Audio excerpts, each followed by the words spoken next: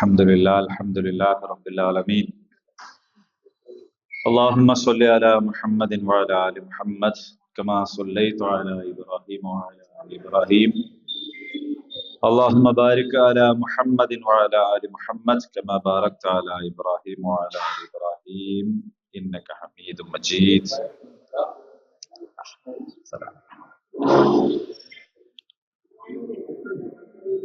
സൂറ ആലു ഇമ്രാൻ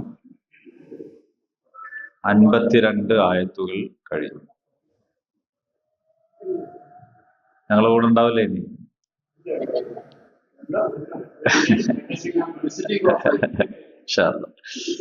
ഞങ്ങൾ അൽബക്കറൊക്കെ കഴിഞ്ഞ് ആലു ഇമ്രാൻ 52 ആയത്തുകൾ കഴിഞ്ഞു. ഇപ്പോ 53-ാമത്തെ ആയത്താണ്. أعوذ بالله من الشيطان الرجيم. ربنا آمنا بما أنزلت واتبعنا الرسول فاكتبنا مع الشاهدين.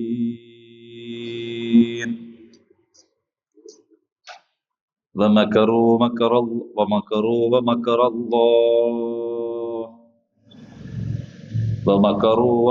الله والله خير الماكرين. إذ قال الله يا عيسى إني متوفيك ورافعك إلي ومطهرك من الذين كفروا وجاعل الذين اتبعوك فوق الذين كفروا إلى يوم القيامة ثم إلي مرجعكم فأحكم بينكم فيما كنتم فيه تختلفون.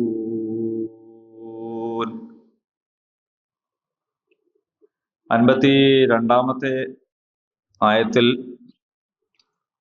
പിന്നീട് ഈസാക്ക് അവരുടെ സത്യനിഷേധ ഭാവം ബോധ്യമായപ്പോൾ ചോദിച്ചു. എന്താണ് ചോദിച്ചത്? മൻ അൻസ്വാരി ഇലല്ലാഹ്, അള്ളാഹുവിന്റെ മാർഗത്തിൽ എന്റെ സഹായികളായി ആരുണ്ട്? ഖാല, അവർ പറഞ്ഞു, അൽ ഹവാരിയൂൻ, ഹവാരിയങ്ങൾ പറഞ്ഞു, നഹ്നു അൻസാറുല്ലാഹ്, ഞങ്ങൾ അള്ളാഹുവിന്റെ സഹായികളാണ്. ആമന്നാ ബില്ലാഹി വഷ്ഹദ് ബിഅന്നാ മുസ്ലിമൂൻ. എന്താണ് ആമന്നാ ബില്ലാ? ഞങ്ങൾ അള്ളാഹുവിൽ വിശ്വസിച്ചിരിക്കുന്നു. വഷ്ഹദ്, താങ്കൾ സാക്ഷ്യം വഹിച്ചാലും. ബിഅന്നാ മുസ്ലിമൂൻ, ഞങ്ങൾ മുസ്ലിങ്ങളാണ്, ഞങ്ങൾ അനുസരിക്കുന്നവരാണ് എന്ന് സാക്ഷ്യം വഹിച്ചാലും. അപ്പൊ നമ്മള് വിശദമായി കാര്യങ്ങൾ പറഞ്ഞു. അള്ളാഹുവിന്റെ സഹായികൾ എന്ന് പറയുന്നത് എന്തിനെ കുറിച്ചാന്നൊക്കെ പറഞ്ഞു. മനസ്സിലായി എന്നാണ് നിങ്ങൾ ലാസ്റ്റ് പറഞ്ഞത്. അതെ, അൽഹംദുലില്ലാ, ആ ഒരു പ്രതീക്ഷയിലാണ് ഞാനുള്ളത്. ഇനി അവര് പ്രാർത്ഥിക്കുകയാണ്, അള്ളാഹുവിനോട് പ്രാർത്ഥിക്കുകയാണ്. ശ്രദ്ധിക്കുക എല്ലാവരും, അവര് പ്രാർത്ഥിക്കുകയാണ്. റബ്ബനാ, ഞങ്ങളുടെ നാഥ,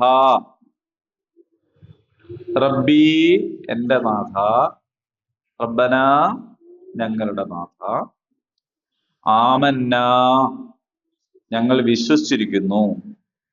അപ്പൊ അള്ളാഹ്ക്ക് അറിയാത്തൊരു കാര്യം പറഞ്ഞു കൊടുക്കല്ല, അള്ളാഹിന്റെ മുമ്പിൽ ഏറ്റു പറയാണ്. അള്ളാഹ്ക്ക് അറിയാലോ ആരൊക്കെ വിശ്വസിച്ചത്, ആരൊക്കെ വിശ്വസിക്കാത്തത് എന്നൊക്കെ ഇപ്പോ അള്ളാഹ്ക്ക് അറിയാം. പക്ഷെ അള്ളാഹു അള്ളാഹുവിന്റെ മുമ്പിൽ ഇവര് പ്രാർത്ഥനയിൽ ഏറ്റു പറയാണ്, ഞങ്ങൾ വിശ്വസിച്ചിരിക്കുന്നു റബ്ബേ, ഞങ്ങളുടെ നാഥ,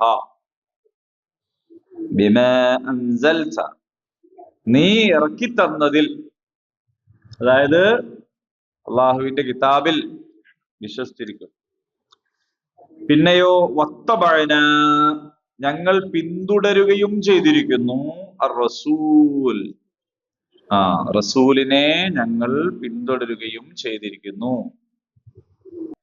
ഫക്തുബന, അതുകൊണ്ട് രേഖപ്പെടുത്തണേ. മഅശ്ശാഹിദീൻ, സത്യത്തിന് സാക്ഷ്യം വഹിക്കുന്നവരുടെ കൂട്ടത്തിൽ ഞങ്ങളെയും കൂടി അങ്ങ് രേഖപ്പെടുത്തിയേക്കണേ എന്നാണ് പ്രാർത്ഥിക്കുന്നത്. ഇവര് ഹവാരികളാണ്, അള്ളാഹുവിന്റെ മാർഗത്തിൽ സഹായികൾ ആരുണ്ട് എന്ന് ചോദിച്ചപ്പോ ഞങ്ങളുണ്ട് എന്ന് പറഞ്ഞു.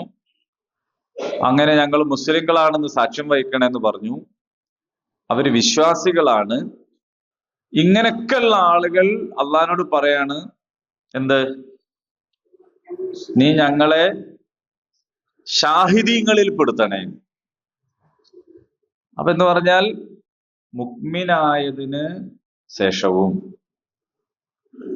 അൻസ്വാറുല്ലാ എന്ന് പറയുമ്പോ അള്ളാഹു സ്വയം ഏറ്റെടുത്ത സൃഷ്ടികൾക്ക് സന്മാർഗം കാണിച്ചു കൊടുക്കുക എന്ന ഉത്തരവാദിത്വം അല്ലെ നിർവഹിക്കാൻ മുന്നോട്ട് വന്നത് വഴി അള്ളാഹുവിന്റെ സഹായികൾ എന്ന് പറയുന്ന, സഹായ ആവശ്യമില്ലാത്ത അള്ളാഹുവിന്റെ സഹായികൾ എന്ന് പറയുന്ന വലിയ ഒരു സ്ഥാനം നൽകി വിശേഷിപ്പിക്കപ്പെട്ട ആൾക്കാര് അവർ അള്ളാഹിനോട് പറയാണ്, ഇനി ഞങ്ങൾ എന്ത് ചെയ്യണം, ഞങ്ങളെ ഷാഹിദീങ്ങളിൽ പെടുത്തണേ എന്ന് പ്രാർത്ഥിക്കുക. എന്ന് പറഞ്ഞാൽ ഷാഹിദാവുക എന്ന് പറയുന്നത് ഇതിനേക്കാളൊക്കെ മേലെയുള്ള ഒരു വലിയ പദവിയാണ്. ഇനിയും അവരാഗ്രഹിക്കുന്ന, എത്തിപ്പെടണമെന്ന് കൊതിക്കുന്ന ഒരു പദവിയാണ്.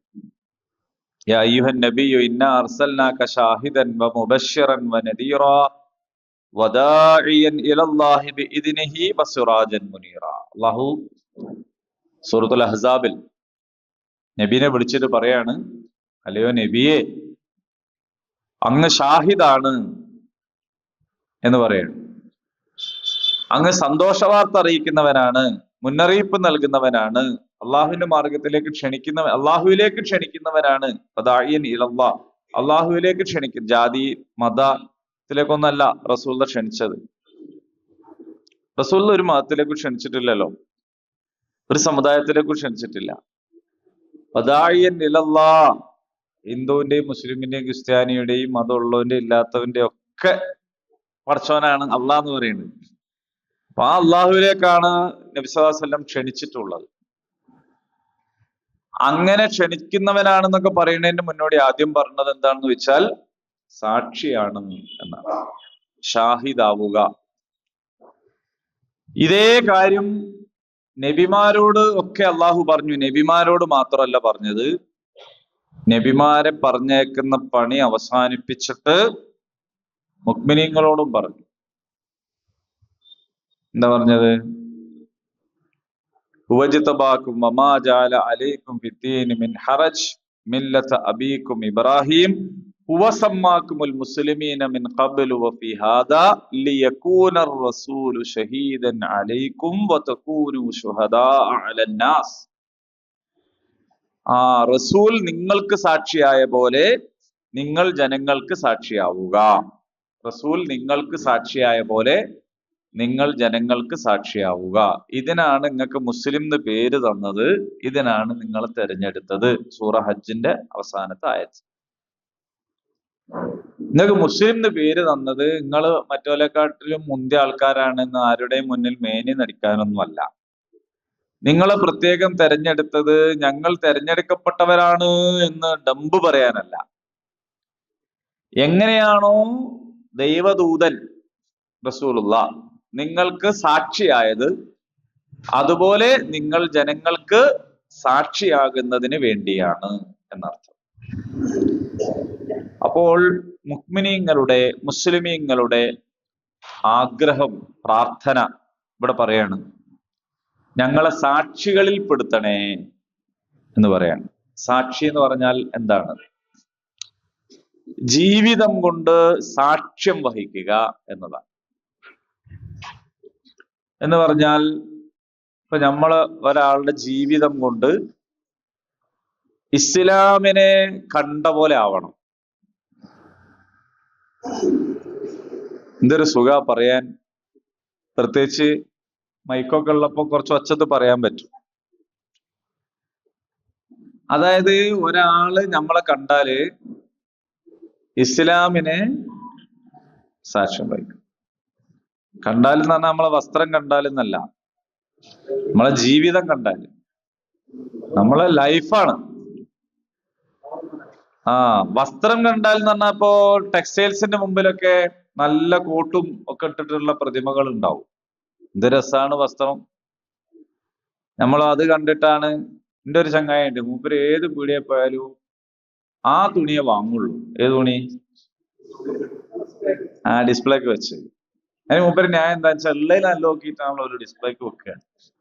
അപ്പൊ ഇനി വേറെ പോയി അലമാരിന്നും തരാൻ നിൽക്കൂല. ഒരു ഇത് എടുത്തോ അത് എടുക്കും. അപ്പൊ എന്തൊരു ഭംഗിയാണ്, എന്ത് രസമാണ് ഡിസ്പ്ലേ ചെയ്യുന്നത് അല്ലേ? പക്ഷെ അതിന് റൂഹില്ല, ജീവനില്ല, ഒന്നുമില്ല. അതിന്റെ മുഖത്തൊക്കെ നമുക്ക് ഇങ്ങനെ പോയി തോണ്ടി കളിക്കാം, ഒരു കഥയില്ല. അപ്പൊ ഡ്രസ് കൊണ്ടല്ല ഒരു സംഗതി. അതേ സമയത്ത് ഡ്രസ്സിലും ചിലതുണ്ട്. ഒരുത്തരം തുണിയും കുപ്പായം കോലം കണ്ടാൽ നമുക്ക് ചില കാര്യങ്ങൾ മനസ്സിലാവുമല്ലോ അല്ലേ? അതോ അവന്റെ സ്വാതന്ത്ര്യം എന്നൊന്നും പറഞ്ഞിട്ട് കാര്യമില്ല. അയാളെ കണ്ടാൽ നമുക്ക് മനസ്സിലാവില്ല. അത് അതിന്റെ അത്രത്തോളം ശരിയാണ്. അപ്പൊ ജീവിതം കൊണ്ട് സാക്ഷ്യം വഹിക്കുക എന്ന് പറഞ്ഞൊരു സംഗതിയുണ്ട്. ഇപ്പോ നമ്മൾ സാധാരണ പറയാറുണ്ടല്ലോ, കൊടുങ്ങല്ലൂര് വന്നിറങ്ങിയ മാലിക് ദിനാറും കൂട്ടരും അറബിയാണല്ലോ അവര് പറയാ. അവർക്ക് മലയാളം അറിയില്ല. ഇനി മലയാളം തന്നെ അന്ന് രൂപപ്പെട്ടിട്ടും ഇല്ല കേട്ടോ. മലയാളം എന്നൊക്കെ പറഞ്ഞാൽ ഇന്നത്തെ ഈ ഊഹ് എന്ന് പറയുന്ന ആ സാധനല്ലേ, ആ സാധനം ഒന്നും ഉണ്ടായിട്ടില്ല. അന്ന് പല ജാതി തമിഴും തെലുങ്കും എല്ലാം കൂടി ചേർന്ന ഒരു സംഗതിയാണ് മലയാളം എന്ന്. പിന്നീട് പേര് പറഞ്ഞ ചില വാക്കുകളൊക്കെ അതും ഉണ്ടാവും. എല്ലാം കൂടിയുള്ള ഒരു സങ്കര സംഭവമായിരിക്കും എന്നുണ്ടാവുക. കേരളം ഉണ്ടായിട്ടില്ലല്ലോ, കേരളം പിന്നെ രൂപപ്പെട്ടല്ലേ. അപ്പോ അന്നത്തെ ഒരു ഭാഷ, ആ നാട്ടിലെ ഒരു ഭാഷ.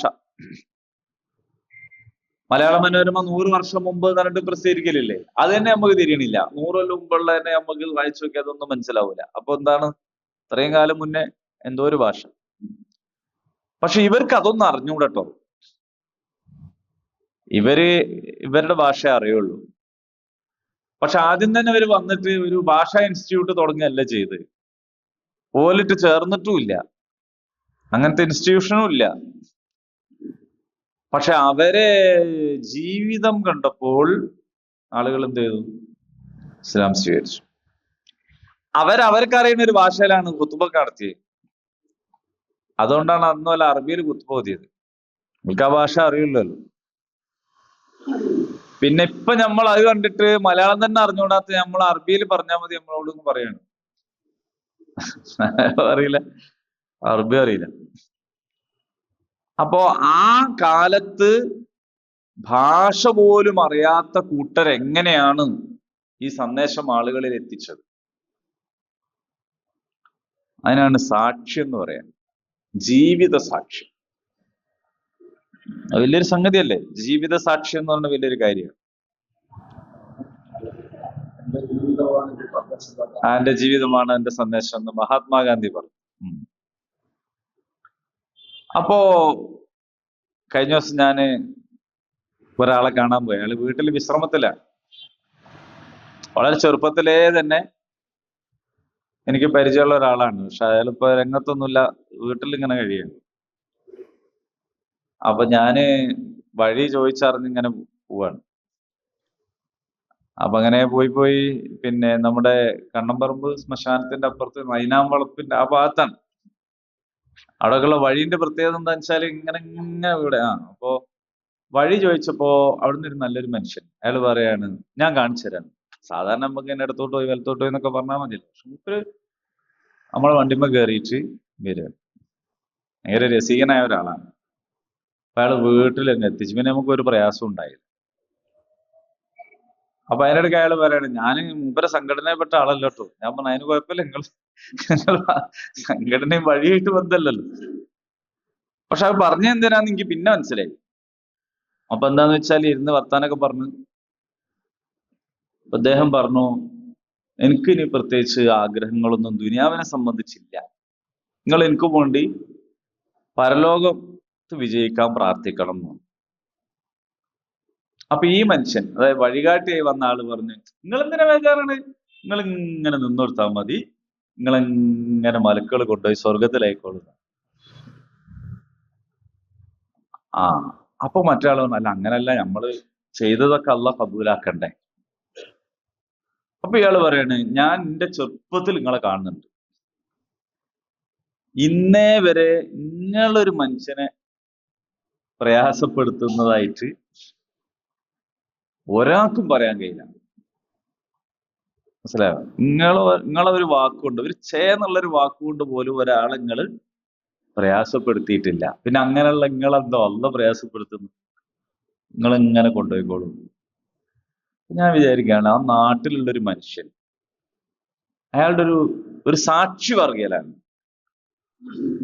ഈ മനുഷ്യനെ സംബന്ധിച്ച് 82-53 വയസ്സ് ഉള്ള ഒരാളെ സംബന്ധിച്ച് ഇദ്ദേഹം പറയാണ്, നിങ്ങളെ ജീവിതത്തിൽ നിങ്ങളൊരാളെയും പ്രയാസപ്പെടുത്തിയിട്ടില്ല എന്നുള്ളതിന് ഞാൻ സാക്ഷിയാണ്. അത് എത്ര വലിയൊരു സർട്ടിഫിക്കറ്റ് ആണ്. അയാളെ തെറ്റിദ്ധരിച്ചിട്ടും കൂടി ഇല്ലല്ലോ. അല്ല, അങ്ങനെ ചെയ്യാലോ. ഇനിയിപ്പൊ അദ്ദേഹം നല്ലത് വിചാരിച്ച് ചെയ്തൊരു കാര്യം ഇയാൾ തെറ്റിദ്ധരിച്ചാലും മതിയല്ലോ. ആ തെറ്റിദ്ധരിക്കേണ്ട ഒരു സാഹചര്യം പോലും ഉണ്ടായില്ല എന്ന് പറഞ്ഞാൽ ഭയങ്കര സംഭവമാണല്ലോ. അപ്പൊ അങ്ങനെയൊക്കെയുള്ള എത്രയോ അപ്പൊ എനിക്ക് മനസ്സിലായത്, ഞാൻ അയാളെ സംഘടന അല്ലാന്ന് ഇയാൾ പറഞ്ഞതിന്റെ ഒരു പൊരുള്. കാരണം ഇനി സംഘടനാ പക്ഷപാതിത്വം കൊണ്ട് ഒരാളെ മുന്തിയതാക്കി പറയല്ല. ഞാൻ വേറെ ലൈനാണ്, മുമ്പ് വേറെ ലൈനാണ്. പക്ഷെ എന്നാലും ഇദ്ദേഹത്തിന്റെ നന്മ പറയാൻ, ആ പറയാനുള്ള ആമുഖാണ് വണ്ടിമന്ന് മൂപ്പര് ഇത് പറഞ്ഞത്. അപ്പോഴെനിക്ക് മനസ്സിലായില്ല. അപ്പൊ നന്മ പറയാൻ കഴിയ. അപ്പൊ ഇത് നമ്മൾ സാധാരണ പറയാറുണ്ടല്ലോ, സ്വഹാബിമാരെ കുറിച്ച് പറയാറുണ്ട്, മഹത്തുക്കളായ മുൻഗാമികളെ കുറിച്ച് പറയാറുണ്ട്. അപ്പൊ നമ്മൾ വിചാരിക്കും അതൊക്കെ പണ്ട് കഴിഞ്ഞു പോയ ആൾക്കാർ അങ്ങനെയൊക്കെ തന്നെ. ഇന്നിപ്പോ ആരാന്നല്ലേ ഉള്ളത്? എല്ലാരും കണക്കാ. ഇങ്ങനെ പറയൂലേ? അങ്ങനല്ല, എല്ലാരും കണക്കല്ല, നല്ലവരുണ്ട്. അല്ലെങ്കിലും ഈ ദുനിയാവ് ഇങ്ങനെയൊക്കെ നിലന്നു പോണത് അല്ലേ നാൽക്കാലികളെ കൊണ്ടും പിന്നെ ഈ ജാതി നല്ല മനുഷ്യന്മാരെ കൊണ്ടും അല്ലേ. ഒരു അബദ്ധം സംഗതികളൊന്നും വരാതെ, ആരെയും പ്രയാസപ്പെടുത്താതെ, ബുദ്ധിമുട്ടിക്കാതെ ജീവിക്കുന്നു. അപ്പൊ അതിന്റെ അർത്ഥം എന്താന്ന് ചോദിച്ചാൽ, പിന്നെ തിന്മകളോട് രാജിയാവണം, മിണ്ടാതെക്കണം എന്നൊന്നുമല്ല. നമ്മൾ നേരത്തെ പഠിച്ചല്ലോ, തിന്മക്കെതിരെ പറയണം, നന്മക്ക് വേണ്ടി സംസാരിക്കണം. റസൂലുള്ളാഹി സ്വല്ലല്ലാഹു അലൈഹി വസല്ലം അങ്ങനെ പറയാൻ തുടങ്ങിയതോടുകൂടി ഒരു വിഭാഗത്തിന്റെ ശത്രുവായിട്ടുണ്ട്, എല്ലാ നബിമാരുമായിട്ടുണ്ട്. ഇപ്പൊ ഇവിടെ ഈസാ നബിനെ പോലെ എന്താ ചെയ്യാൻ പോണെന്ന് നോക്കിക്കോ നിങ്ങൾ. അതൊക്കെ ഇതിന്റെ ഭാഗമാണ്. പക്ഷെ നല്ലവർക്ക് നല്ലത് പറയാൻ കഴിയണം. ചീത്ത ആളുകൾ നമ്മളെ പറ്റി ചീത്ത പറയും, പറഞ്ഞോട്ടെ വെച്ചാൽ മതി, അതിന് നിങ്ങൾ രാജിയാവേണ്ടതില്ല. പക്ഷെ നല്ല ആളുകൾക്ക് നല്ലത് പറയാൻ കഴിയണം. ഇപ്പൊ ജീവിതത്തെ വെള്ളത്തിന്റെ അടിയിൽ നിങ്ങൾ അതിനെന്താ പറയാ? ബയോളജി ഇത് പഠിച്ച ആരെങ്കിലും ഉണ്ടെങ്കിൽ അതിന്റെ ശാസ്ത്രീയ നാമൊക്കെ അറിയായിരിക്കും. വെള്ളത്തണ്ട് മനസ്സിലായോ? സ്ലേറ്റ് വായിക്കണേ. ഇപ്പോൾ അടുത്ത കാലത്ത് ആരും കണ്ടീനോ? അത് കാണലുണ്ടോ? ഉണ്ടോ? നല്ലേ. ഞാൻ അങ്ങനെ കാണല്ല, വണ്ടിമന്ന് ഇറങ്ങാത്തോണ്ടായിരിക്കും ചിലപ്പോ. അപ്പൊ ഈ സാധനം എടുത്തിട്ട് നമ്മൾ പണ്ട് ചെയ്യണ ഒരു പരിപാടി ഉണ്ടായിരുന്നു, മഷിക്കുപ്പിയിൽ ഇട്ട് വെക്ക്. അപ്പൊ കുറച്ച് കഴിയുമ്പോ എന്താവും? ഏത് കളറിലാണോ ഇട്ടത് ആ കളറ് ആയി. ഈ വെള്ളത്തണ്ട് ഈ മഷിക്കുപ്പിയിൽ ഇട്ടാല് കുറച്ച് തണ്ട് ഇങ്ങനെ പച്ച നിറോ, കുറച്ച് നീലാറോ, കുറച്ച് കറുപ്പ്, ഇങ്ങനെ ആവൂല. ഏത് മഷിയിലാട്ട് അത് ഫുള്ള് ഉണ്ടാവും അല്ലേ? അപ്പോ ഷാഹിദാവൽ അങ്ങനെയാണ്.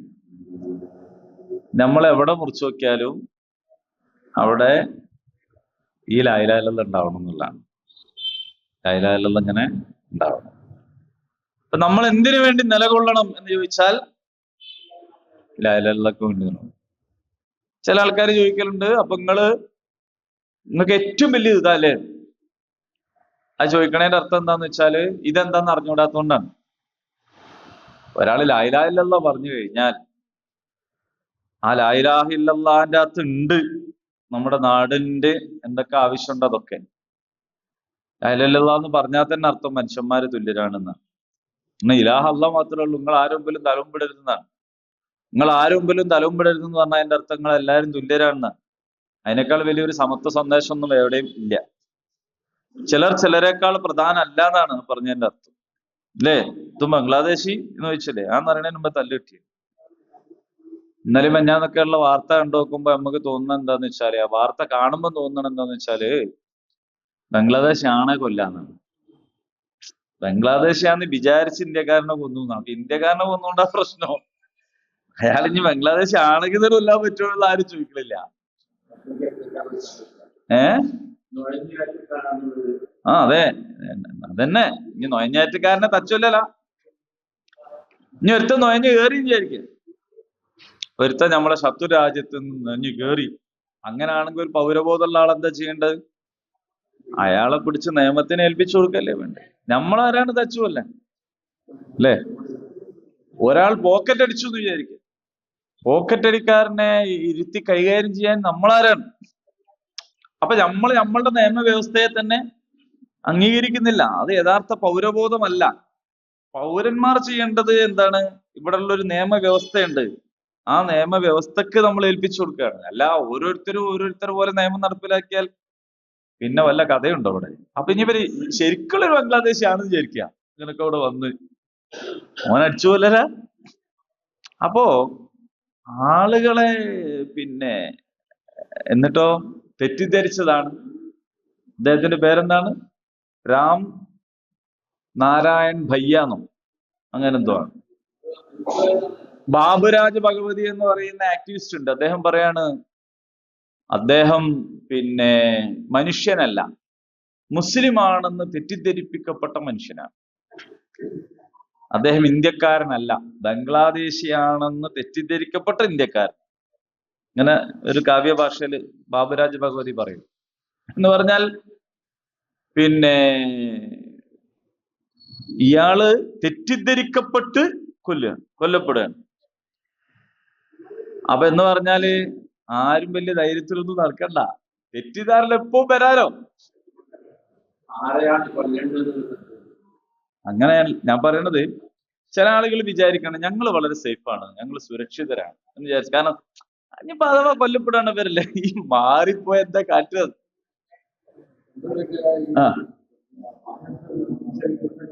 ആ ഉണ്ടായിരുന്നു കൊട്ടേഷൻ.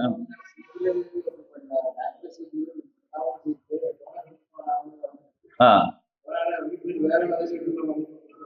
ഓർമ്മ ഉണ്ട് എനിക്ക് ആ വാർത്ത. ഞാനിങ്ങനെ വിചാരിക്കാറുണ്ട്, പടച്ചമ്പുരാനെ ആ ജാതിയിൽ നിന്നെ രക്ഷപ്പെടുത്തണേന്ന്. ഇനി അഥവാ ആരും കൊല്ലാണ് ഞാനാന്ന് വിചാരിച്ചു കൊന്നു, അതിനൊരു അന്തസ്സുണ്ടല്ലോ.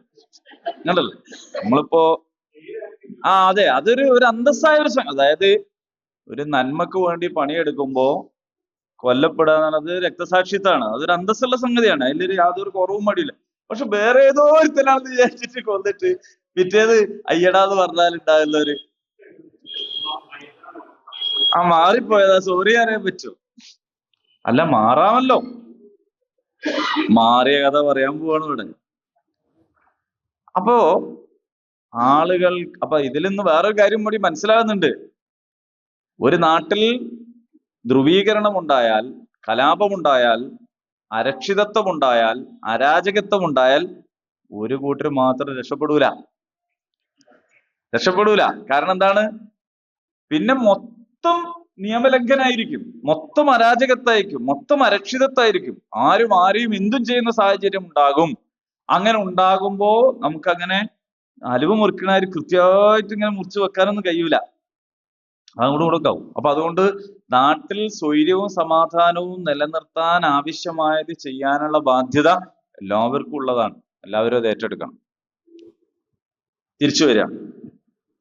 അപ്പോൾ നമ്മുടെ ജീവിതം കൊണ്ട് തന്നെ ഇസ്ലാമിനെ സാക്ഷ്യപ്പെടുത്താൻ കഴിയുക.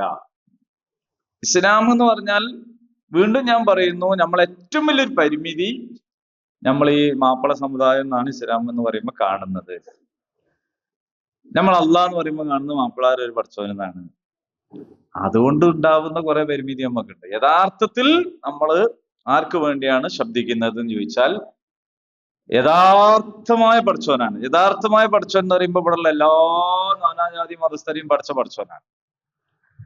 നമ്മൾ എല്ലാരോടാണ് പറയുന്നത്, നിങ്ങൾ ആരും ആരുടെയും കീഴിൽ നിൽക്കരുത്, നിങ്ങൾ ആരും ആരുടെയും അടിമയാവരുത്, ആരുടെ മുമ്പിൽ തലകുനിക്കരുത്.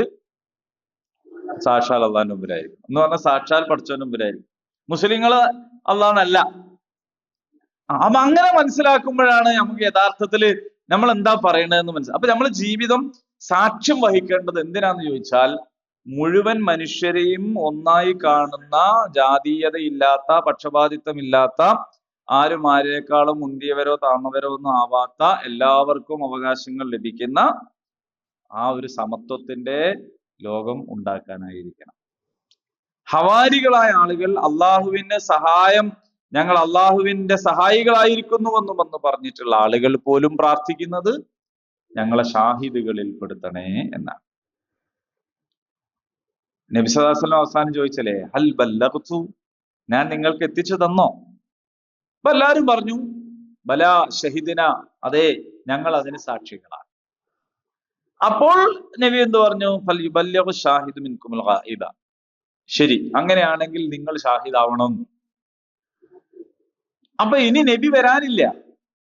നബി സല്ലല്ലാഹു അലൈഹി വസല്ലം പഠിപ്പിച്ചു തന്ന കാര്യങ്ങൾ ജനങ്ങളുടെ മുമ്പാകെ എത്തിച്ചു കൊടുക്കേണ്ട പണി നമ്മക്കാണ്. ആ എത്തിച്ചു കൊടുക്കൽ പക്ഷേ പ്രവർത്തനത്തിന്റെ പിൻബലമില്ലാതെ വാക്കുകൾ കൊണ്ട് എത്തിച്ചു കൊടുത്താൽ അതിന് സ്വീകാര്യത ഉണ്ടാവില്ല. ഇപ്പൊ നമ്മളെ പ്രശ്നം അതാണ്. പണ്ട് അഹ്ലു കിതാബിന്റെ പ്രശ്നം അതായിരുന്നു. അതഅ്മുറൂന അന്നാസ ബിൽ ബിർ വതൻസൗന അൻഫുസകും വഅൻതും തത്ലൂനൽ കിതാബ് അഫലാ തഅഖിലൂൻ. നിങ്ങൾ ജനങ്ങളോട് നല്ലതിനെ കുറിച്ച് പറഞ്ഞുകൊണ്ടിരിക്കുന്നു, നിങ്ങൾ സ്വയം നിങ്ങളെ കുറിച്ച് മറന്നിരിക്കുന്നു. ഈ പറയുന്ന കാര്യം ജീവിതത്തിൽ കാണുന്നില്ല. അങ്ങനെ ആവുമ്പോ പിന്നെ അതിങ്ങനെ പറയാൻ തന്നെ ഉള്ളൂ. ആളുകൾ അത് വിശ്വസിക്കാൻ അവർക്ക് ബാധ്യത ഇല്ല. ഇപ്പൊ നമ്മളെ പറ്റി നിങ്ങൾ ആലോചിച്ച് നോക്കൂ. നമ്മള് ഈ പറഞ്ഞ പണിയൊന്നും ഒരാള് തവാഫ് ചെയ്തിട്ട് ഇരിക്കുകയാണ്. ആ തവാഫ് ചെയ്തിരിക്കുമ്പോ അവിടെ എന്ത് ഷാഹിദ?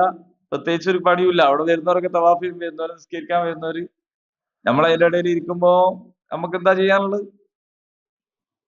നമ്മൾ നിസ്കരിക്കുകയാണ്. നിസ്കരിക്കുമ്പോ എന്ത് നന്മ കൽപ്പിക്കലാണ്? നമ്മൾ നിസ്കരിക്കല്ലേ, നമുക്കൊന്നും നന്മ കൽപ്പിക്കേണ്ട പണി അവിടെ ഇല്ലല്ലോ. അപ്പൊ നമ്മൾ ജനങ്ങൾക്കിടയിലാകുമ്പോഴാണ്, അവരോട് സാമ്പത്തിക ഇടപാട് നടത്തുമ്പോൾ, അവരുടെ അയൽവാസിയായി ജീവിക്കുമ്പോൾ, അവരുടെ കൂടെ കല്യാണത്തിന് പോകുമ്പോൾ, അല്ലെ അവരുടെ ആഘോഷങ്ങൾ കാണുമ്പോൾ, ഇങ്ങനെ അപ്പോഴാണ് നമ്മൾ ദീനിന്റെ സാക്ഷികളാവേണ്ടത്.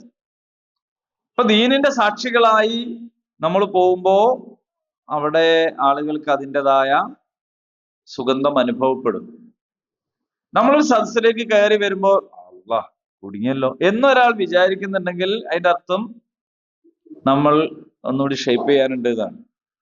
നമ്മുടെ സാന്നിധ്യം ഒരാൾ ഇഷ്ടപ്പെടുന്നു എന്ന് പറയുമ്പോൾ അതിന്റെ ഇതൊന്നും തിന്മയെ കുറിച്ച് ബാധകമല്ല കേട്ടോ. കള്ളുടിയന്മാര് ചീട്ട് കളിക്കുന്ന ആൾക്കാർ നമ്മൾ വരുമ്പോ ഉഷാറായിന്നൊന്നും പറയില്ല. അപ്പൊ അതുകൊണ്ട് ഇയാൾക്കെന്തോ തരാണ്ടതല്ല അതിന്റെ അർത്ഥം. തിന്മ കളിക്കുന്ന ആളുകൾ നമ്മളെ കാണുമ്പോൾ നമ്മളെ സാന്നിധ്യം ഇഷ്ടപ്പെട്ടോളണമെന്നില്ല. അത് വേറൊരു കാര്യം. കയ്യില് തട്ടിപ്പുള്ള ആളുകൾ, കൊയൽപ്പണമായിട്ട് പോകുന്ന ഒരാള് ആകെ അസ്വസ്ഥനായിട്ടേക്കും പോവാ, കാരണം ആരോ കാണുമോ പിടിക്കോ എന്നൊക്കെ വിചാരിച്ചിട്ട്. അതേ സമയത്ത് അങ്ങനൊന്നും ഇല്ലാത്ത ആളുകള് പോകുമ്പോ ആ ഒരു സംഗതി ഉണ്ടല്ലോ, ഫ്രീ ആയിട്ടായിരിക്കും പോവാ. ലൈസൻസ് ഇല്ലാണ്ട് പോകുമ്പോഴാണല്ലോ പോലീസ് പിടിക്കുക. അപ്പൊ ഇന്നലെ വരെ ലൈസൻസ് ഉണ്ടായിട്ട് ഒറ്റ കൈയാട്ടിയില്ലേനും, ഇന്നിപ്പോ ഇല്ലാണ്ട് വന്ന് നോക്കുമ്പോ കൈയാട്ടി ചോദിച്ചു എന്ന് ചിലപ്പോ തോന്നും. ഈ ഇല്ലാതെ പോണ ആള് ഉദ്യോഗസ്ഥരെ കാണുമ്പോ എന്താവും? ഓരോ മുഖത്ത് അതിങ്ങനെ വിളിച്ചു പറയും, ഇതാ എന്റെ അടുത്ത് തരാറും കിട്ടോ, ദയവായിട്ട് ഇത് തിരിയണത് വേഗം തിരിയും. അതാണ്, അത് വേഗം തിരിയും. അതേ സമയത്ത് അല്ലാത്തപ്പം വളരെ ഫ്രീ ആയിരിക്കും അയാള്. അപ്പം വണ്ടിയിൽ നിറച്ച് കോയൽപ്പണം വെച്ചിരിക്കുന്ന ഒരുത്തനാണെങ്കിൽ വണ്ടി കൈയാട്ടുമ്പം തന്നെ അവൻ എന്താവും, നിർത്തണോ വേണ്ടേ പോണോ എന്നൊക്കെ വിചാരിക്കുന്നുണ്ടാവും. അപ്പൊ കാണുന്നവൻ അറിയാത് എന്താ സംഭവം അങ്ങനെ. അപ്പൊ മുഖം വിളിച്ചു പറയും. ഇതുപോലെ നമ്മളുടെ മുഖം, നമ്മുടെ സംസാരം, നമ്മുടെ പെരുമാറ്റം, നമ്മുടെ ചലനങ്ങൾ, നമ്മുടെ ബോഡി ലാംഗ്വേജ്, ഇതെല്ലാം സത്യത്തിന് സാക്ഷ്യം വഹിക്കും വിധമായി തീരുക എന്നത് ബോധപൂർവം നമ്മൾ പണിയെടുത്തും പ്രാർത്ഥിച്ചും ഉണ്ടാക്കേണ്ടതായ ഒരു കാര്യമാണ്. ഇങ്ങനെയൊക്കെയാണ് അവര് പ്രാർത്ഥിച്ചത്. ഇനി വിഷയം മുന്നോട്ട് പോവാണ്. വമക്കറു, അവർ കുതന്ത്രം കാട്ടി. ആര്? യഹൂദികള്. യഹൂദരുടെ ഇടയിലേക്കാണല്ലോ ആര് വന്നത്? ഈസാ അലൈഹിസ്സലാം വന്നത്.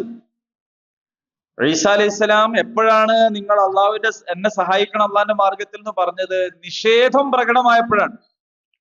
അപ്പൊ അവിടെ സത്യനിഷേധികൾ അവരുടെ നിഷേധ പ്രവർത്തനങ്ങൾ ശക്തിപ്പെടുത്തിയപ്പോഴാണ് അവര് കുതന്ത്രം കാണിച്ചു.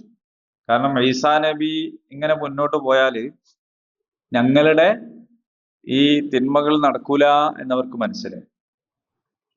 അങ്ങനെ അവർ കുതന്ത്രം കാട്ടി. വമക്റല്ലാഹ്, അള്ളാഹുവും തന്ത്രം പ്രയോഗിച്ചു. അപ്പൊ ഇവര് തന്ത്രം പ്രയോഗിച്ചു, അള്ളാഹുവും തന്ത്രം പ്രയോഗിച്ചു എന്ന് പറയുമ്പോൾ രണ്ടും ഒരുപോലെ അല്ല. രണ്ടും ഒരുപോലല്ല എന്ന് പറയുന്നത് നമ്മൾ അല്ലായതുകൊണ്ട് നമ്മൾ നന്നാക്കി പറയാന്ന് വിചാരിക്കരുത്. ഇതൊരു ശൈലിയാണ്. അവർ പരിഹസിക്കുന്നു, യഥാർത്ഥത്തിൽ അള്ളാഹു അവരെയാണ് പരിഹസിക്കുന്നത് എന്ന് പറയും. അപ്പൊ അള്ളാഹ് അങ്ങനെ പരിഹസിക്കുന്ന സ്വഭാവം ഉള്ളത് കൊണ്ടല്ല പറയുന്നു. നിങ്ങൾ അള്ളാഹുവിനെ മറക്കരുത്, മറന്നാൽ അള്ളാഹ് നിങ്ങളെയും മറക്കും എന്ന് പറയുന്നു.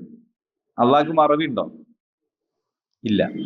അപ്പൊ നമ്മളിതെല്ലാം അള്ളാഹുവിനോട് ചേർത്തു പറയുമ്പോൾ ഇതിന്റെയൊക്കെ അർത്ഥം വ്യത്യാസമുണ്ട്. നമ്മൾ കഴിഞ്ഞ ആഴ്ച അതന്നെയാണ് പറഞ്ഞത്. മറ്റുള്ളവരെ സഹായിക്കുക എന്ന് പറയുമ്പോൾ അല്ല അള്ളാഹിനെ സഹായിക്കുക എന്ന് പറയുന്നത്. ആ അള്ളാഹുവിലേക്ക് ചേർത്തി പറയുമ്പോ അതിനൊക്കെ എന്തുണ്ടാവും? വ്യത്യാസമുണ്ട്, മാറ്റമുണ്ട് എന്ന് നമ്മൾ മനസ്സിലാക്കും. അത് വേറെ തന്നെ ഒരു ഭാഷയാണ്. നമ്മളെ മലയാളത്തിലുണ്ട് അങ്ങനെ. ഇപ്പോ നാം എന്ന് ഞാൻ പറഞ്ഞു കാണെങ്കിൽ നിങ്ങൾ ഇവിടെ വേറെ ആരുണ്ടോ നോക്കൂ. കാരണം നാം എന്ന് ഒരു സാധാരണക്കാരൻ പറയുകയാണെങ്കിൽ അതിന്റെ അർത്ഥം കുറെ ആളുണ്ട് എന്നാണ്. പക്ഷെ അതേ സമയത്ത് ഒരു രാജഭാഷയാണ് നാം എന്ന് പറഞ്ഞാൽ നിങ്ങൾ കുറെ ആളുണ്ടോ ചോദിക്കൂലോ. അപ്പോ പറയുന്ന ആൾക്കനുസരിച്ചും ആരെ വെച്ചു പറയുന്നു എന്നതിനനുസരിച്ചും കാര്യങ്ങൾ വ്യത്യാസപ്പെടും. ആ വ്യത്യാസത്തെ നമ്മൾ മനസ്സിലാക്കുന്നു. വീട്ടിൽ ആരാ ഉള്ളത്? വീട്ടില് കുറെ പെണ്ണുങ്ങളുണ്ട് എന്നൊരാൾ പറഞ്ഞാലുള്ള ഒരു അർത്ഥമല്ല വീട്ടിൽ എന്റെ പെണ്ണുങ്ങളുണ്ട് എന്ന് പറഞ്ഞാൽ. നമ്മൾ സാധാരണ പറയണല്ലേ, ആരാ ബേക്കില്, വണ്ടിന്റെ ബേക്കിൽ ആരാ? എന്റെ പെണ്ണുങ്ങളാണ്. എന്നിട്ട് ഒരാളല്ലേ കാണുന്നുള്ളൂ എന്നാരോ ചോദിക്കൂ? ഒരാളെ കാണുന്നുള്ളല്ലോ, വേറെ അൺവിസിബിൾ ആണോ? എന്താണ്? അങ്ങനെ ചോദിക്കൂല. ബൈക്കിന്റെ മുകളിലാണ് രണ്ടാളേ ഉള്ളൂ, ബേക്കിൽ ഇരിക്കണ ആരാ? എന്റെ പെണ്ണുങ്ങളാന്നാ പറയാ. എന്ന് പറഞ്ഞാൽ ഒരാളേ ഉള്ളൂ. അതേ സമയത്ത് ഭാര്യ അല്ലാത്ത ആരോ ഉണ്ട് വണ്ടിയിൽ, അപ്പോഴാണ് അപ്പൊ പെണ്ണുങ്ങള് പറയില്ല. അത് ആരോട് ബന്ധപ്പെടുത്തി പറയുന്നു അതിനനുസരിച്ചാണ് ഭാഷയെ മനസ്സിലാക്കേണ്ടത്. ക്ലാസ്സിൽ അധ്യാപകൻ വന്നിട്ട് പട്ടിക എടുത്തോണ്ട് വരി എന്ന് പറഞ്ഞാല് കുട്ടി പോയിട്ട് എടുത്തോണ്ട് വരേണ്ട പട്ടിക ഏതാണ്? ആചാര പട്ടിക. ആശാരി വന്നിട്ട് പിന്നെ പറയാണ് ഒരു പട്ടിക വേണം എന്ന് പറഞ്ഞാൽ നമ്മൾ എന്തെടുത്തു കൊടുക്കുക? ആചാര പട്ടിക എടുത്തു കൊടുക്കുക? അല്ല, ആശാരിക്കുള്ള പട്ടിക വേറെയാണ്. നമുക്ക് രണ്ടും പ ടി ക തന്നെയാണ്. ക ഒഴിവാക്കിയ അതിന് വേറെ അർത്ഥമാണ്. അപ്പൊ ഇങ്ങനെ ആര് പറയുന്നു, ആരോട് പറയുന്നു എന്നതിനനുസരിച്ച് കാര്യങ്ങൾ മാറും. അപ്പൊ അള്ളാഹു തന്ത്രം പ്രയോഗിച്ചു എന്ന് പറഞ്ഞാൽ ഈ ജൂതന്മാരായ ഇവര് ഈസാ നബിക്കെതിരെ പ്രയോഗിച്ച കുതന്ത്രം പോലെയുള്ള ഒന്നല്ല അത്. അങ്ങനെയല്ല. അപ്പൊ രണ്ടൊന്നും വ്യത്യാസമാണ്. പക്ഷെ അങ്ങനെയാണ് പറയാ. ഞാൻ നേരത്തെ പറഞ്ഞതാണ് ഏറ്റവും നല്ല ഖുർആനികമായ ഉദാഹരണം. നിങ്ങൾ അള്ളാഹിനെ മറക്കരുത്, മറന്നാൽ അള്ളാഹു എന്ത് ചെയ്യും? അപ്പൊ നിങ്ങളെ മറക്കുക എന്ന് പറഞ്ഞാൽ അള്ളാഹുവിന് മറവി ഉണ്ടായിട്ടല്ല, അങ്ങനെയാണ് അത് പറയാം. വല്ലാഹു ഖൈറുൽ മാക്കിരീൻ, ഏറ്റവും നല്ല തന്ത്രം പ്രയോഗിക്കുന്നവരിൽ ഏറ്റവും മികച്ചവൻ അള്ളാഹു. ഇനി നോക്കാം എന്താ സംഭവം. ഇത് ഖാലല്ലാഹു യാ ഈസ, അള്ളാഹു പറഞ്ഞ സന്ദർഭം, അല്ലയോ ഈസാ, ഇന്നി മുതവഫീക, നിശ്ചയമായും ഞാൻ താങ്കളെ പൂർണ്ണമായി ഏറ്റെടുക്കുന്നവനാണ്. വറാഫിഉക, നിന്നെ ഉയർത്തുന്നവനാണ്. ഇലയ്യ, എന്നിലേക്ക്. വമുതഹ്ഹിറുക, നിന്നെ ശുദ്ധീകരിക്കുന്നവനാണ്. മിനല്ലദീന കഫറൂ, നിഷേധികളിൽ നിന്ന്. വജാഇലുല്ലദീന തബഊക, നിന്നെ പിൻപറ്റിയവരെ ആക്കുന്നവനാണ്. ഫൗക, മേലെ. അല്ലദീന കഫറൂ, നിഷേധികളുടെ മേലെ. ഇലാ യൗമിൽ ഖിയാമ, ഉയർത്തെഴുന്നേൽപ്പ് നാൾ വരെ. സുമ്മ, പിന്നെ. ഇലയ്യ, എന്നിലേക്കാണ്. മർജിഉക്കും, നിങ്ങളുടെ മടക്കം. ഫഅഹ്കും, അപ്പോൾ ഞാൻ വിധി കൽപ്പിക്കും. ബൈനക്കും, നിങ്ങൾക്കിടയിൽ. ഫീമാ കുൻതും, നിങ്ങൾ ആയിരുന്ന ഒന്നിൽ. ഫീഹി, അതിൽ. യഖ്തലിഫൂൻ, നിങ്ങൾ എന്താണ്? ഭിന്നിക്കുന്നവരായിരുന്നു. അപ്പൊ ഇവര് തന്ത്രം പ്രയോഗിച്ചിട്ട് എന്ത് ചെയ്തു എന്ന് വെച്ചാല് ഈസാ നബിയെ കൊല്ലാൻ തീരുമാനിച്ചു. ഈസാ നബിനെ കൊല്ലാൻ തീരുമാനിച്ചു. കാരണം നമ്മൾ സാധാരണ യേശു എന്ന് കേൾക്കുമ്പോ നമുക്ക് തോന്നാ വളരെ സോഫ്റ്റ് ആയിട്ട് മാത്രം കാര്യങ്ങൾ പറയുന്ന ഒരു രീതിയാണ് നമുക്ക് തോന്നുക, അല്ലെ? പക്ഷെ ബൈബിളിൽ തന്നെ വളരെ ശക്തമായ ഭാഷയിൽ പൗരോഹിത്യത്തെയൊക്കെ എതിർത്ത് നമുക്ക് കാണാൻ പറ്റും. വളരെ ശക്തമായ ഭാഷ. പുരോഹിതന്മാരെ കുറിച്ച് ബൈബിളിലുള്ള ഒരു പ്രയോഗം എന്താന്ന് വെച്ചാൽ മാലിന്യ ടാങ്കിനെ വെള്ള പൂശിയതുപോലെ. സെപ്റ്റിക് ടാങ്കിന്റെ മുകളിൽ വൈറ്റ് വാഷ് ചെയ്താൽ എങ്ങനെ ഉണ്ടാവും? പുറമെ കാണുമ്പോൾ നല്ല വെള്ള നിറൊക്കെയാണ്, പക്ഷെ ഉള്ളിൽ മാലിന്യമാണ്. ഇതിനേക്കാൾ കടുപ്പത്തിൽ പൗരോഹിത്യത്തിനെതിരെ എന്താ പറയാൻ കഴിയും? ആ അപ്പൊ അത് ഇഹ്യാ ഉലൂമുദ്ദീൻ എടുത്ത് ഉദ്ധരിക്കുന്നു. അപ്പൊ അതില് എത്ര സ്ട്രോങ് ആണ് നോക്കൂ നിങ്ങൾ. പക്ഷെ ഇവര് തന്നെയാണ് ഇതിന്റെ എന്ത് ചെയ്യുന്നത്? പൗരോഹിത്യത്തിന്റെ എല്ലാ ഉടയാടകളും ഒക്കെ എടുത്ത് സോറി വളരെ സ്ട്രോങ് ആയിട്ട് പറഞ്ഞിട്ടുണ്ട്. പല കാര്യങ്ങളും സ്ട്രോങ് ആയിട്ട് പറഞ്ഞിട്ടുണ്ട്. അങ്ങനെ പറയാതിരിക്കാൻ കഴിയില്ല. അവസാനം ഇവരെന്ത് ചെയ്തു? കൊല്ലാൻ ശ്രമിച്ചു. അങ്ങനെ കൊല്ലാൻ വേണ്ടിയിട്ട് ഉണ്ടാക്കിയ പണി എങ്ങനെയെന്ന് വെച്ചാൽ വളരെ ചതിപ്രയോഗമായിരുന്നു എന്ന് നമുക്ക് കാണാൻ പറ്റും. ചതിയിലൂടെയാണ് അവരെന്ത് ചെയ്തത്? പിന്നെ നമുക്കറിയുന്ന കാര്യമാണ് അല്ലെ, കൂട്ടിക്കൊണ്ടുവന്നു. എന്നിട്ട് പിന്നെ വെള്ളിക്കാശിന് ഒറ്റിക്കൊടുത്തു.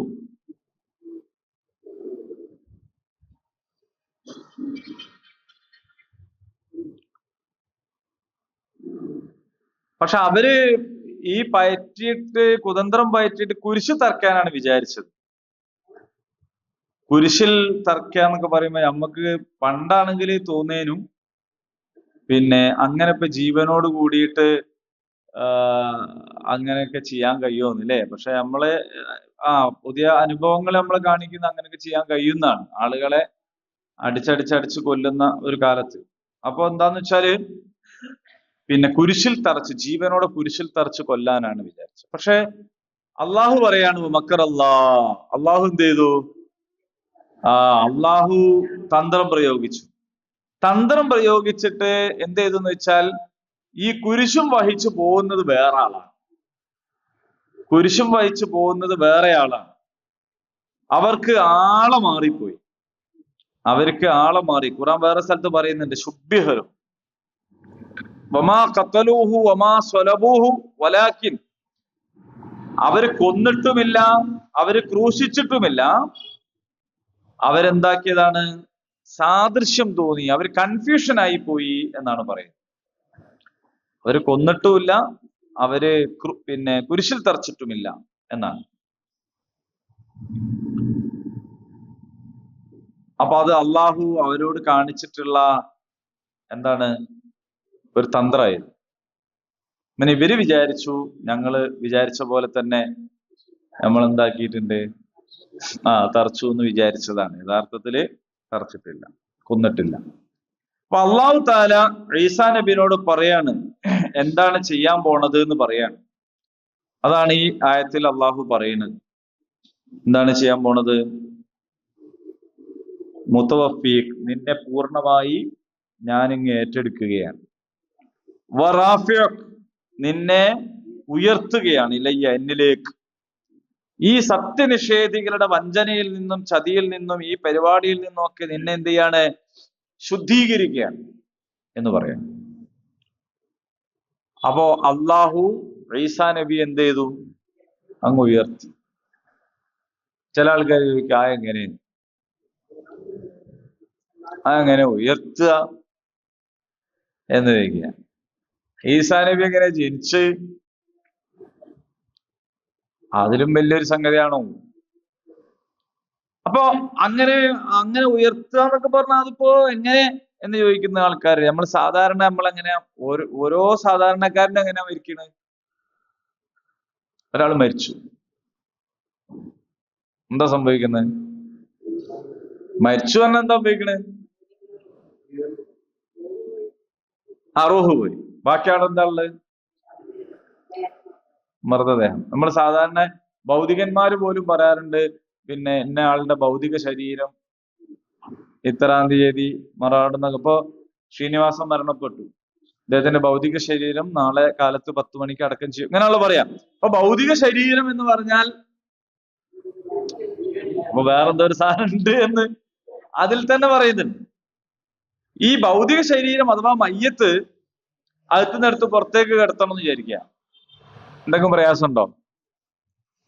ഒരാളെ മയ്യത്ത് എടുത്തിട്ട് അകത്തുനിന്നെടുത്ത് പുറത്ത് കിടത്തി, അല്ലെ പുറത്തുനിന്നെടുത്ത് അകത്ത് കിടത്തി, ആർക്കും ചെയ്തുകൂടെ? ആർക്കും ചെയ്തുകൂടെ? ചെയ്യാം. ആർക്കും ചെയ്യാൻ പറ്റുന്ന കാര്യമാണ് ഈ ഭൗതിക ശരീരം എടുത്തിട്ട് സൽമാറ്റി വെക്കല്. റൂഹോ അതിനെടുത്തിട്ട് വേറെ അങ്ങോട്ട് നമുക്ക് ആർക്കെങ്കിലും കഴിയോ? അള്ളാഹ്ക്ക് മാത്രമേ. ആർക്കും കഴിയാത്ത റൂഹ് എടുത്ത് മാറ്റി അള്ളാഹ്ക്ക് എല്ലാവർക്കും കഴിയുന്ന ഈ മയ്യത്ത് എടുത്ത് മാറ്റിക്കൂടാ പറഞ്ഞാല് നിങ്ങൾക്ക് മനസ്സിലായോ പറഞ്ഞത്? ഈസാ നബിനെ ഉയർത്തി എന്ന് പറയുമ്പോ ഈസാ നബിന്റെ റൂഹ് കൊണ്ടുപോയി എന്ന് പറഞ്ഞാൽ ആർക്കും അത്ഭുതമില്ല. ഈസാ നബിന്റെ തടിയും കൊണ്ടുപോയി എന്ന് പറഞ്ഞപ്പോഴാണ് അതെങ്ങനെയാന്ന് ചോദിക്കുന്നത്. അതാണ് ഞാൻ ചോദിക്കുന്നത്. തടി അങ്ങോട്ട് കൂടെ മാറ്റിവെക്കാൻ ആർക്കും കഴിയൂലേ? ആർക്കും കഴിയും. ആർക്കും കഴിയുന്ന ഒരു കാര്യം അള്ളാഹ് ചെയ്തപ്പോ അതിലെന്തോ ഒരു അത്ഭുതം. ആർക്കും കഴിയാത്ത പണിയാണ് റൂഹിനെ മാറ്റുക എന്നുള്ളത്. അപ്പണി എപ്പോഴും എടുക്കുന്ന ആളല്ല, എപ്പോഴും എടുക്കണവനാണ് അള്ളാഹ്.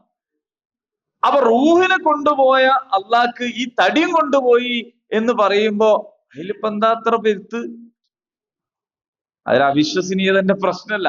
കാരണം അള്ളയാണ് അത് എന്ന് മനസ്സിലാക്കിയ പിന്നെ പ്രശ്നമല്ല. അപ്പൊ അതുകൊണ്ട് അള്ളാഹു ഈസാ നബിനെ എന്താക്കി?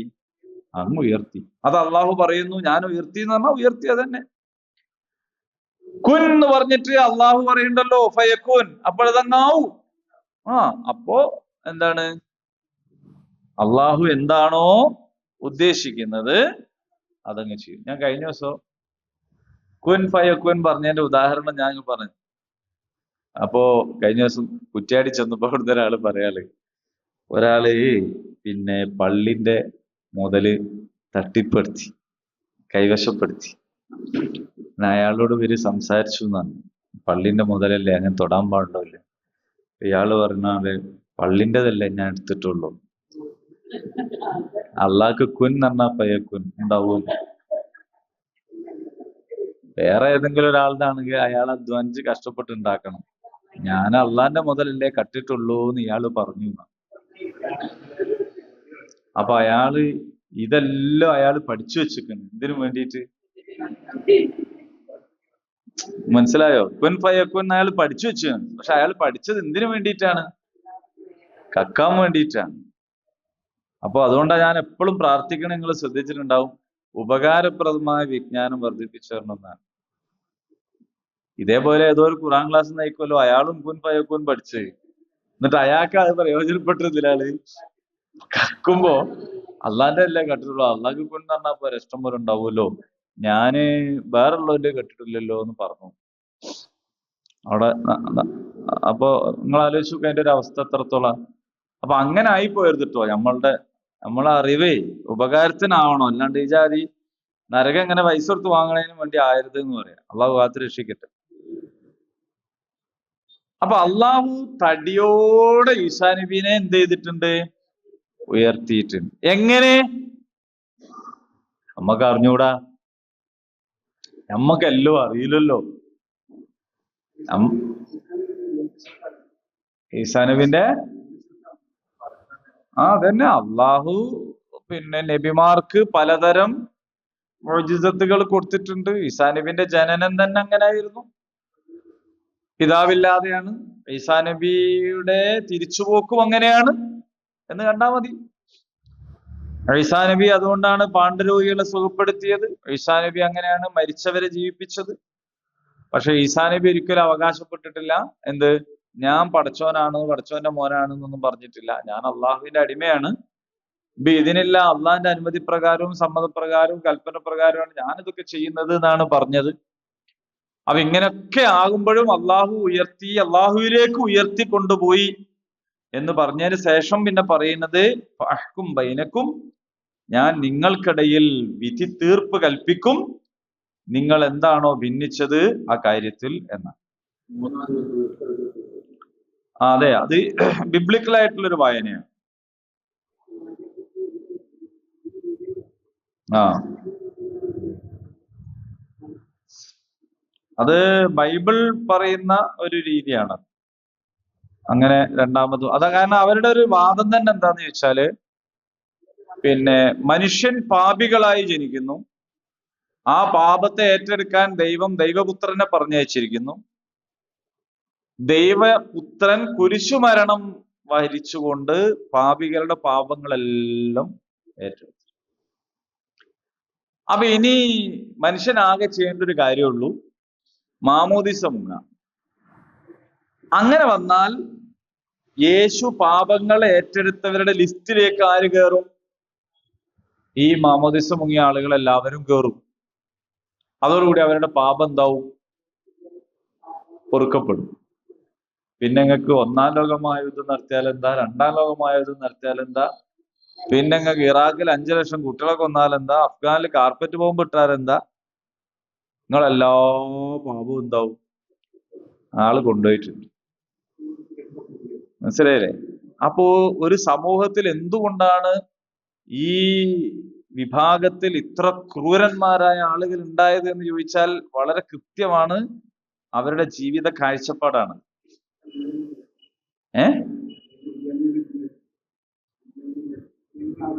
ഞാനീ പറഞ്ഞതിന്റെ അർത്ഥം മുസ്ലിങ്ങളിൽ കച്ചറക്കാരുണ്ടാവില്ല എന്നാ?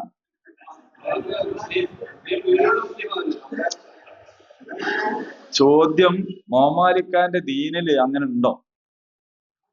നിങ്ങളെ പാപങ്ങളെല്ലാം, നിങ്ങൾ എന്ത് കുറ്റം ചെയ്താലും മാപ്പിള ആയതുകൊണ്ട് പൊറുക്കപ്പെടും നിങ്ങളെ ദീനിലുണ്ടോ? അതല്ല ഞാൻ പറഞ്ഞ പോയിന്റ്. എന്താണ്, അവരിൽ എത്ര നല്ല മനുഷ്യന്മാരുണ്ട്? ഖുർആൻ തന്നെ പറയുന്നുണ്ട് അവരിൽ നല്ല മനുഷ്യന്മാരുണ്ട്, അവർക്ക് അള്ളാഹു കാരുണ്യം ഇട്ട് കൊടുത്തിട്ടുണ്ട് എന്നൊക്കെ ഖുർആനിൽ പറയുന്നുണ്ട്. പോയിന്റ് അതല്ല. പോയിന്റ് എന്താന്ന് ചോദിച്ചാൽ, നമ്മുടെ ഈ ലോകത്തെ ജീവിതത്തിൽ നന്മ തിന്മകൾ സ്വീകരിക്കാൻ ഉള്ള അടിസ്ഥാന പ്രചോദനം, അതൊരു മർമ്മമാണ്. ആ മർമ്മത്തിൽ സംഭവിച്ച പിഴവിനെ കുറിച്ച് ഞാൻ പറയും. മുസ്ലിങ്ങളിൽ സ്വേച്ഛാധിപതികളായ ആളുകൾ ഉണ്ടായിട്ടുണ്ട്. ഹാഫിദുകളെ കൂട്ടക്കൊല നടത്തിയിട്ടുള്ള മുസ്ലിം രാജാക്കന്മാര് കഴിഞ്ഞു പോയിട്ടുണ്ട്. പക്ഷെ അവര് പ്രമാണത്തിന്റെ അടിസ്ഥാനത്തിലല്ല, ദേഹേച്ഛയുടെ അടിസ്ഥാനത്തിലാണ്. അയാൾക്കും അയാളുടെ കാലത്ത് ജീവിച്ചവർക്കും ശേഷം ജീവിക്കുന്നവർക്കും അറിയാം അയാൾ ചെയ്ത കുറ്റത്തിന് അയാൾ ശിക്ഷിക്കപ്പെടുമെന്ന്. പക്ഷെ ഈ പ്രമാണം വെച്ചുകൊണ്ട് കുറ്റം ചെയ്തവര് ശിക്ഷിക്കപ്പെടാതിരിക്കണമെങ്കിൽ എന്ത് ചെയ്താൽ മതി? പാപങ്ങൾ ഏറ്റുവാങ്ങിയ യേശുവിൽ വിശ്വസിച്ചാൽ മതി എന്ന് വരുമ്പോൾ അവിടെയാണ് ഇതിന്റെ പ്രശ്നം കിടക്കുന്നത്. അതാണ് മർമ്മം എന്ന് ഞാൻ പറഞ്ഞു. ഖുർആൻ അതിന് നിഷേധിക്കാൻ, ലാ തസിറു വാസിറത്തുൻ വിസ്റ ഉഖ്റാ, ഒരാളുടെ ഭാരവും വേറൊരാളും താങ്ങൂല, ഒരാളുടെ പാപഭാരവും ഒരാളും താങ്ങൂല. വാപ്പ നബിയായിട്ട് വാപ്പ പറയാണ്, മോളെ എനിക്ക് എന്റെ സ്വത്ത് എന്താ എടുത്തോ, ചോദിച്ചോ, അള്ളാന്റെ അടുത്ത് ഒന്നും വാങ്ങിത്താൻ എന്നെ കൊണ്ട്. ഫാത്തിമാവിയെ വിളിച്ചിട്ട് റസൂലുള്ള പറയാണ്, എന്റെ മോളാണ് എന്നുള്ളത് കൊണ്ട് പോലും നിനക്കൊന്നും കിട്ടൂല കേട്ടോ, ഈ ചെയ്തതേ നിനക്കുണ്ടാവും. ഇങ്ങനെ വരുമ്പോൾ നന്മ ചെയ്യുക എന്നത് ഒരാളുടെ ജീവിത വിജയത്തിന്റെ അനിവാര്യമായ ഉപാധിയായി മാറുന്നു. അയാൾ സമുദായത്തിന്റെ അകത്താണ് എന്നുള്ളത് കൊണ്ട് എന്താവൂല? രക്ഷപ്പെടൂല എന്ന് ഖുർആൻ പറയും. ഖുർആൻ അതെന്നെ ആവർത്തിച്ചെത്രയോ പറഞ്ഞിരിക്കുന്നു. ഞങ്ങളുടെ പിതാക്കന്മാരുടെ പാതയിലാണെന്ന് പറഞ്ഞിട്ട് കാര്യമില്ല, സമുദായത്തിലായതുകൊണ്ട് കാര്യമില്ല, മതത്തിന്റെ പേരിലും വർഗത്തിന്റെ പേരിലും അല്ല അള്ളാഹ് വിളിക്കുക. അള്ളാഹ് പരലോകത്ത് വിചാരണക്ക് വിളിക്കുന്നത് പോലും എങ്ങനെയാണെന്ന് വെച്ചാൽ ഒറ്റക്കൊറ്റക്കാന്നാണ്, ഓരോ മനുഷ്യനെയുമാണ്. അങ്ങനെയാണ്. അതുകൊണ്ട് നമ്മളെ മഹലിൽ ഒരുപാട് നന്മ ഉണ്ടായിരുന്നു, അൽഹംദുലില്ലാ, അതിന്റെ ഗുണം നമുക്ക് ഇവിടെ കിട്ടും. പക്ഷെ ആ ചെയ്തതിന് പരലോകത്ത് കിട്ടാതിരിക്കാന്നറിയോ? ആ ചെയ്തോൽക്കേ കിട്ടുള്ളൂ, അത്രേ കിട്ടുള്ളൂ. ഇപ്പൊ നമ്മളെ നാട്ടില് ഒരു ഭക്ഷണ വിതരണം നടത്തിയ ഒരാൾ, പാവങ്ങൾക്കൊക്കെ പള്ള കഴിക്കണവർക്കൊക്കെ ദുനിയാവിൽ അതിന്റെ കാര്യം ഉണ്ടാവും. പക്ഷേ ഭക്ഷണം കൊടുത്തതിന്റെ കൂലി ആയിരിക്കും കിട്ടുള്ളൂ, ആ കൊടുത്താക്കേ കിട്ടുള്ളൂ. അല്ലെങ്കിൽ അതിന് സഹായം ചെയ്ത് കൊടുത്താക്ക് ആ സഹായം ചെയ്ത് പോലെ കിട്ടുള്ളൂ. ഇങ്ങനെയാണ്. അപ്പൊ നമ്മളെ കൂട്ടത്തിലുള്ള ഒരാളെ കാണിച്ചിട്ടാ നമ്മൾ ഉഷാറാ എന്ന് പറയണ്ട. അയാളാണ് ഉഷാർ. നമ്മൾ ആരെയെന്ന് നമ്മൾ ഓരോരുത്തരും നമ്മളോടെ കുറിച്ച് തന്നെ നോക്കണം എന്ന് പറയണം. നമ്മളത് നാടൻ ഭാഷയിൽ പറയുമ്പോ നമ്മളെ ഖബറിൽ ആരും വന്ന് കിടക്കൂല എന്ന് പറയലില്ലേ? ഒരാളും കിടക്കൂല. നമ്മൾ എന്താണോ ചെയ്തത് അതേ നമുക്ക് ഉണ്ടാവും. ഇതാണ് ഇസ്ലാം. ക്രൈസ്തവത പക്ഷെ പഠിപ്പിക്കുന്നത് പാപങ്ങൾ പേറാൻ ആര് വന്നിരിക്കുന്നു. ഇനി അതിന് ശേഷമുള്ള പാപങ്ങൾ എങ്ങനെ പരിഹരിക്കപ്പെടും? പാപത്തിന്റെ ശമ്പളം മരണം അത്രേ എന്ന് എഴുതി വെച്ചിട്ട് നിങ്ങൾ ചുമരുമലൊക്കെ കാണാതെ. അപ്പൊ അഥവാ ഇനി വേറെ എന്തെങ്കിലും പാപം ഉണ്ടെങ്കിൽ അത് ഏതോടു കൂടി പോകും? മരണത്തോടു കൂടി പോകും. പിന്നല്ല. ഇത് മനുഷ്യരുടെ ശരിക്കും നല്ലൊരു ട്വിസ്റ്റാണ്. ഇത് തന്നെയാണ് ഈ ചാതുർവർണ്ണ വ്യവസ്ഥയിലുണ്ട് ഇതേ പ്രശ്നം. കാരണം എന്താന്ന് ചോദിച്ചാൽ ഒരാൾ ബ്രാഹ്മണനായി ജനിക്കുന്നത് തന്നെ മുജ്ജന്മ സുഹൃതമാണ്. പണ്ട് അയാള് മുന്തിയ കാര്യം ചെയ്തത് കൊണ്ടാണ്. പണ്ട് സുരേഷ് ഗോപി പറഞ്ഞില്ല, അടുത്ത ജന്മത്തിൽ എനിക്കൊരു നമ്പൂരിയാണ്. അപ്പോ അതൊരു സുഹൃതാണ്. ജാതിയിൽ താഴ്ത്തപ്പെട്ടവൻ അവനെ കാണുമ്പോഴുള്ള വിചാരം എന്താണെന്നറിയോ? ഓൻ കഴിഞ്ഞ ജന്മത്തിലെ വെടക്കത്തരം ചെയ്തതിന്റെ ഫലല്ലേ ഓനിപ്പ അനുഭവിക്കുന്നത്. അനുഭവിച്ചോ? അവിടാണ് പ്രശ്നം. അതല്ലാതെ ഈ ജാതി പട്ടികയിൽ എവിടെ ചേർക്കുന്നു എന്നുള്ളതല്ല പ്രശ്നം. ചില ആൾക്കാർ പറയും ജാതി താഴ്ത്തപ്പെട്ടോണ്ട് സംവരണമെങ്കിലും കിട്ടിയില്ലേ. അത് മെച്ചായിട്ട് കാണുക. യഥാർത്ഥ പ്രശ്നം അതല്ല. പ്രശ്നം ഇതാണ്, നിങ്ങളൊരാളെ കാണുമ്പോൾ തന്നെ നിങ്ങൾ അയാളെ കുറിച്ച് ഒരു തീരുമാനത്തിലെത്തുകയാണ്. എന്താ തീരുമാനം? നായനെ കാണുമ്പോ പൂച്ചനെ കാണുമ്പോ ഒക്കെ വിചാരിക്കുന്നത് ഇതൊക്കെ മുജ്ജന്മത്തില് പാപം ചെയ്തതിന്റെ പേരിലാണ് ഇപ്പൊ ഇങ്ങനെ തെരുവ് നായായിട്ട് ജനിക്കേണ്ടി വന്നതെന്നാണ്. പച്ചക്കരളുള്ള എല്ലാറ്റിലും സ്വതക്കയുണ്ട്. നായ്ക്ക് വെള്ളം കൊടുത്തതിന്റെ പേരിൽ സ്വർഗത്ത് പോയി എന്ന് ഇസ്ലാം പഠിപ്പിക്കുമ്പോ ഈ പറഞ്ഞ ചാതുർവർണ്ണ വ്യവസ്ഥ അനുസരിച്ച് നായനെ കാണുന്ന ഒരുത്തനും തോന്നേണ്ടി എന്താണ്? ഇത് മുജ്ജന്മത്തിൽ പാപം ചെയ്തതാണ്, അവര് കല്ലുകൂടി എടുത്ത് എറിയണം. അതാണ് ഇതിന്റെ പ്രശ്നം. അപ്പൊ മോമാർക്ക് ചോദിക്കും, അങ്ങനെയാണെങ്കിൽ നമ്മൾ നായനെ എറിയുന്നോ? അങ്ങനെ ചോദിക്കരുത്. ഞാൻ പറയണത് അതിന്റെ പ്രമാണം ഇല്ലാതാണ്. നായ്ക്ക് വെള്ളം കൊടുത്താൽ സ്വർഗത്ത് പോകും, നായനെ ഓടിക്കണ്ട. നായ തൊട്ടാൽ നജസ എന്നുള്ളത് നമ്മളെ മദ്ഹബുകളിൽ ഒരു മദ്ഹബിന്റെ അഭിപ്രായമാണ്. അപ്പൊ അതിന്റെ എന്താണ് ചെയ്യേണ്ടത്, വൃത്തിയാക്കേണ്ടതെന്നൊക്കെ അവൻ പറഞ്ഞു തന്നിട്ടുണ്ട്. കഴിച്ചു ബാക്കി നന്ദിയുള്ളൊരു ജീവിയാണ്, ഏറ്റവും കൂടുതൽ നന്ദിയുള്ള ഒരു ജീവിയാണ്. ഒരിക്കലും ഒരു കഷ്ണം ബ്രെഡ് നിങ്ങൾ കൊടുത്താൽ അല്ലാത്തൊരു ജീവിയാണ്. അള്ളാഹുവിന്റെ മടപ്പാണ്. അള്ളാഹ്ക്ക് ഏറ്റവും ഇഷ്ടപ്പെട്ട ആൾക്കാർ ഗുഹയിൽ പോയി കൂടിയപ്പോ അതിന്റെ കൂട്ടത്തിൽ ഒരു നായാണുള്ളത്. ഒരു നായാണുള്ളത്. ആ നായനാണ് നമ്മളെന്തോ ഒരു ശത്രുവായിട്ട് എങ്ങനോ ആയിപ്പോയതാണ്. അങ്ങനെ പലതും സംഭവിച്ചിട്ടുണ്ട്. ഏതായാലും നിങ്ങൾക്കിടയിൽ ഇപ്പോൾ കാണിക്കുന്ന ഈ ഭിന്നതയുണ്ടല്ലോ, തർക്കങ്ങളുണ്ടല്ലോ, അതിലൊക്കെ തീർപ്പ് അള്ളാഹ് കൽപ്പിച്ചോളും എന്ന് പറയാണ്. അള്ളാഹു വിധി കൽപ്പിക്കും. അപ്പോൾ ഞാൻ വിധി തീർപ്പ് കൽപ്പിക്കും. ഹുക്കുമ് വിധി എന്നതാണ്. ഹാക്കിമിയത്ത് എന്ന് പറഞ്ഞാൽ വിധി കർത്തൃത്വം എന്നാണ്. അപ്പൊ യഥാർത്ഥത്തിൽ നിങ്ങൾ തമ്മിൽ ഈ കാണിച്ചു കൂട്ടുന്ന ഇത്തരം ഭിന്നിപ്പുകൾക്കൊക്കെ നിങ്ങൾ എൻ്റെ അടുത്തേക്ക് മടങ്ങുമ്പോ ഞാൻ എന്ത് ചെയ്തു? കൃത്യമായ വിധി കൽപ്പിച്ചു കാണിച്ചു തരും എന്ന് അള്ളാഹു സുബ്ഹാനഹു വ തആല പറയാം. അങ്ങനെ അവര് ഈസാ നബിനെ കുരിശിൽ തറച്ചു എന്നും വിചാരിച്ചിട്ട് പിരിഞ്ഞു പോയിരിക്കുകയാണ്. ഇവിടെ വേറൊരു കാര്യം കൂടി പറയുന്നുണ്ട്. അതെന്താണെന്ന് ചോദിച്ചാൽ വജായിലുല്ലദീന തബഊക ഫൗഖല്ലദീന കഫറൂ ഇലാ യൗമിൽ ഖിയാമ. എന്താണ്? ഞാൻ ആക്കിയിട്ടുണ്ട്. ആരെയാണ്? നിന്നെ പിൻപറ്റിയ ആളുകളെ. ആരാണ് ഈസാ നബിയെ പിൻപറ്റിയ ആളുകൾ? നമ്മൾ ഇത്തരം കാര്യങ്ങൾ പറഞ്ഞുകൊണ്ടിരിക്കുന്നതിനിടയിൽ നമുക്കൊരു തെറ്റിദ്ധാരണ വന്നു പോകും. മൂസാ നബിന്റെ അനുയായികളാണ് ജൂതന്മാര്, ഈസാ നബിന്റെ അനുയായികളാണ് ക്രിസ്ത്യാനികള്. സംഗതി അങ്ങനല്ലല്ലോ. മൂസാ നബിന്റെ അനുയായികൾ മുസ്ലിങ്ങളാണല്ലോ, ഈസാ നബിന്റെ അനുയായികളും മുസ്ലിങ്ങളാണല്ലോ, മുഹമ്മദ് നബിന്റെ അനുയായികളും മുസ്ലിങ്ങളാണല്ലോ, എല്ലാ നബിമാരുടെ അനുയായികളും മുസ്ലിങ്ങളാണല്ലോ. അല്ലെ? ആദ്യ നബിന്റെ അനുയായികൾ മുസ്ലിങ്ങളാണ്. ബുദ്ധനും കൃഷ്ണനും ഒക്കെ നബിമാരായിരുന്നെങ്കിൽ മേ ബി ചിലപ്പോ ആയിരിക്കാം. അങ്ങനെയാണെങ്കിൽ അവരുടെ അനുയായികൾ എന്താണ്? മുസ്ലിങ്ങളായിരിക്കുമല്ലോ. അപ്പോ ഈസാ നബിയെ പിന്നെയുള്ളവർ ദൈവപുത്രനാക്കിയതുപോലെ ഒരുപക്ഷെ ശ്രീകൃഷ്ണനെയും എന്താക്കിയതായിരിക്കാം? ദൈവമേ ഭഗവാൻ എന്നൊക്കെ വിളിച്ചതായിരിക്കാമല്ലോ. ഉസൈർ ബിൻ അള്ളാന്ന് യഹൂദികൾ പറഞ്ഞ പോലെ ബുദ്ധനെ തന്നെ ദൈവമാക്കിയതായിരിക്കാലോ.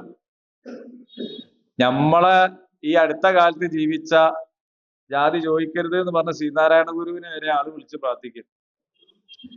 തൊട്ടടുത്ത സംസ്ഥാനത്ത് ജയലളിതക്ക് അമ്പലം ഉണ്ടാക്കും. മാതാന്തമായി മരിക്കുന്നതിന് മുമ്പ് തന്നെ പിന്നെ പൂജിക്കും. അപ്പോ അങ്ങനെയൊക്കെ ആണെങ്കിൽ മരിച്ചുപോയ നബിമാരെ വിളിച്ച് പ്രാർത്ഥിക്കുക എന്ന് പറയുന്നത് പണ്ട് കാലത്ത് ആളുകൾ വഴിതെറ്റിപ്പോ ചെയ്തൊരു കാര്യമാണ്.